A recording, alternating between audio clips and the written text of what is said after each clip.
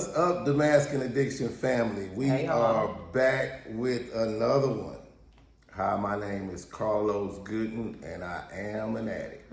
I'm gonna tell my own story from now on and not let my wife and my family and my kids tell y'all who I am.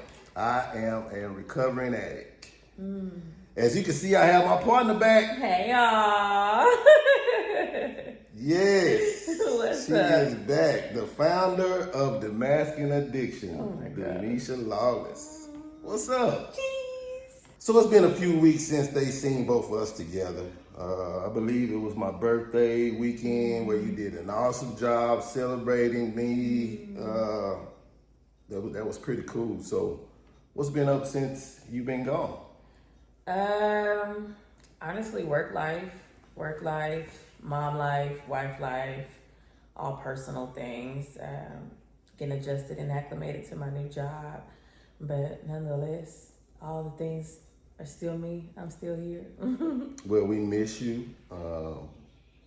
We do an awesome job with the DeMasking Addiction. I get calls and texts all the time on how great of a work that you do as far as the input and effort you put into DeMasking Addiction, your funny wit with the videos, man. People tell me all the time you are very good and have a knack for what you do. So thank you.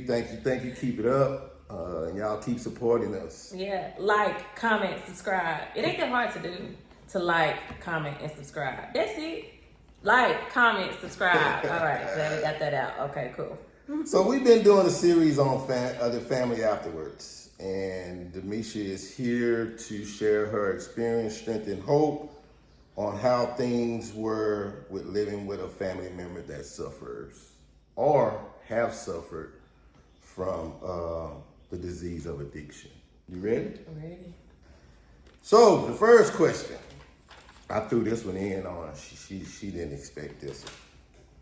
So if you can remember, what kind of kid were you before my addiction, or you even known that there was a problem in our home? So just say with, growing up to the age of 14, what kind of kid were you? Loving kid, I think. Very boisterous, very vivacious. But as a kid, I played soccer. I played outside a lot of with my neighborhood friends. My mom kept us really good and involved in the church, so we did stuff like BBS, summer school, daycare, summer camps. I really had a good childhood, honestly. I think if we're talking about the realm of addiction being in the home, I didn't know addiction was prevalent in my home until about 13, 14, honestly. So, yeah, I had an overall good protected childhood. So much so to where I swore Usher was saving himself for me. Like, he was waiting for me to become of age because Usher was going to be my man. And if it wasn't Usher, best believe that Justin Timberlake was playing B. So, yeah, I think I was very sheltered and protected as long as my family could possibly do that before I even knew addiction per se existed in the home. So it was pretty normal. Yeah. To me, it was normal. Right. So I'm just asking because there was some normalcy in your life before the addiction reared its ugly head in our family. Yeah, I mean, like I call them like peekaboos of moments where traumatic events may have happened.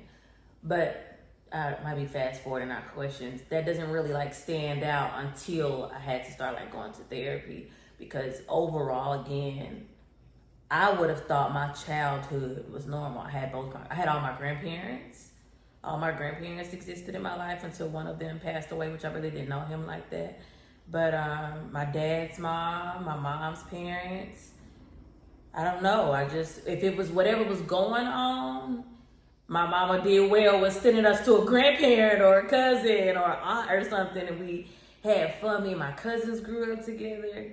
So I might be going on a rabbit hole with this question. No. Just genuinely, I had a good childhood. Yes, the reason why I'm asking those questions, and you're doing, that's absolutely a great response, because I just want the world to see that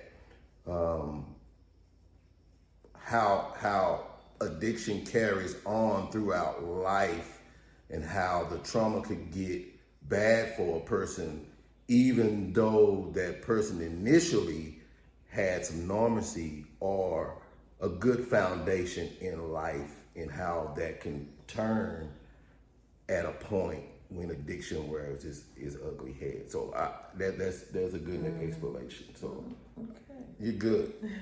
What was your first thought when you found out that I was in a drug treatment center? That question was the most trickiest for me to answer. And that is because the first time you went, I think you mentioned 08, 07, I didn't even know you were in treatment. I knew you were missing, if that makes sense. No, that's good. That's good. But if I really try to put myself back in that child, in that state, I didn't think it was daddy was going to rehab. I didn't even know what rehab was at that time.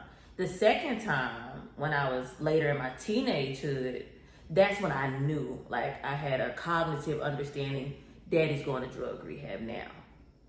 And that time, I was happy. Like, candidly, it's peaceful.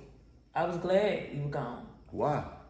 During my teenagehood? Why were you glad I was gone? I mean, was it because I was getting help, or you was tired of the BS? I was tired of the BS. I was tired. Done, ditto, tap the heck out. And that's me keeping it clean, because we're trying to live this Christian walk with God on this YouTube channel. Yes, that was my thought. Every time you left, whether it be the rehab or during your stints of how addiction takes over one's life, anytime you was absent, I was like, bye.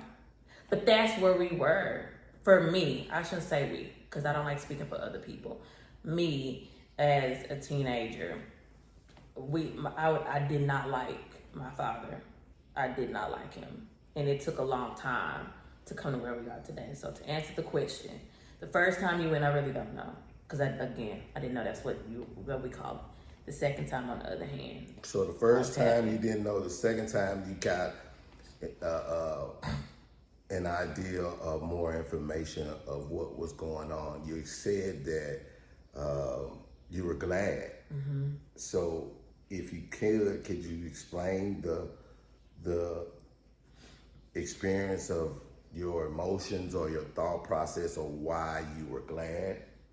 Candidly, we just didn't have the connection as father and daughter. And as a child, and even as a teenager, I struggled heavily with trying to understand why my daddy didn't love me.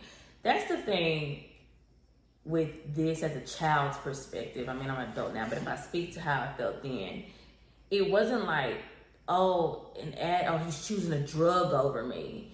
Because I couldn't articulate it that way then. For me, I could really just say, whatever it is he's doing out there, he prefers to do that more than he does to hang out with me. He prefers to do whatever his outside business is than he does to love me. And then it was questions of, why you keep putting my mama through this? And now we got my sister and my brother involved, and I feel like these dynamic shifts have to happen in the family on role play. Now I feel like I have to stop operating as a normal teenager and make sure I'm sheltering my brother and my sister. That's not my responsibility. That's your responsibility. But nonetheless, you keep choosing to leave this house. So you go to rehab, okay, we'll see if that actually sticks this time. So, bye. That's kind of really how it was. That is awesome. I'm glad you broke it That's down. awesome! That you broke it down like that. that you broke it down like that. But what she said, y'all, was, I want y'all to get that. She said the main thing that I heard was there was no connection. Going back, when I first asked her the questions about how she was a kid, and which I want y'all to understand that in her normancy, I was there. I mean, heck, I taught her how to ride a bicycle. I taught her how to play sports. She was the greatest soccer player that any father could have. So all of those connections were there until my addiction grew and the connection, it was an issue. It was a disconnect there. So I want y'all to understand, and the reason why I'm explaining that is because that is what addiction does to the family. It tears the family apart. I want to say something to the point of, for me, I can remember glimpses when you talk about teaching me to ride a bike. You were heavily involved in my soccer stuff that I did as a kid, so much so that you became a soccer coach for years. There's beautiful moments I can grasp hold of us going to San Antonio. San Antonio and Six Flags and all the things. I think just kind of do some timelines. Things were great up until Cedar Hill. Cedar Hill for me was probably third grade. In third grade, it was more so questioning is, why is daddy acting different? That's what I was thinking in a third grade perspective. And it started to shift from, we had this loving bond to, why is he so mean to me? Mm-hmm. And I all of a sudden became very mean and aggressive. Then I will skip to, then we have Red Oak, which is that 7th, 8th grade period, or 5th to 7th grade period for me. I became oblivious to whatever the heck was going on in our personal home because we moved to this new neighborhood and I got this favorite childhood friend that I had. And I was now going from that little kid to pre-teenager shift. So I was worried about shaving my clothes and shopping at Aeropostale and Hollister and doing all the things that preteen girls do. So I didn't even realize much of a shift, and that's probably when my dad first went to rehab. I wouldn't have known because I was so engulfed in becoming a young girl. And then when we get to 8th and 9th grade, high school was the toughest. So it's just from, again, wondering, we have this loving relationship to why is he mean, to why is he aggressive, to why is he doing X, Y, Z? Why doesn't he ever come home? And now when he's finally going to rehab, when I have the understanding that, oh, he's going to rehab, well, it's about dang time to get your stuff together. So that's kind of the thought if we're talking about them. So I read this, we're going to go to the next question. I read this to your mom, so I'm going to read it again. And it's out of the big book of Alcoholics Anonymous. And the question, it says, years of living with an alcoholic is almost sure to make any wife or child neurotic. The entire family is to some extent ill. Do you think that you are somewhat, after years of living with me, ill? I ain't ill. Ill, so that's not I ain't ill. I'm very much so well and highly favored and blessed and called by my Lord and Savior. Well, you better say that. So today, mm-hmm. But through your journey before today, okay, mentally, do you have some struggles? Let's put it that way. Today, no. But going through the process, yes. And jokes aside, to what he read in the book, big book, I do believe that addiction is a family disease. There may be one who truly suffers as far as the identified addict, but we all we put on different type of hats. We become different type of dysfunctional roles. You become a scapegoat, become egotistical. You got the hero, you got the enabler, you have a codependent. And all these different things form in a dysfunctional way because of the disease of addiction. So when you continue to grow and you continue to evolve and addiction is prevalent in the home, of course, there has been struggles in my life because of that. I think until we figure it out, it affects us all. Not me. I'm speaking of my family members, and not only just y'all, but everybody else in our family. It affects us all mentally in a lot of areas of our lives. I mean, not just only you, my extended family. Like, just say for my mom, my brother, my aunts, my cousins. My addiction affected them also,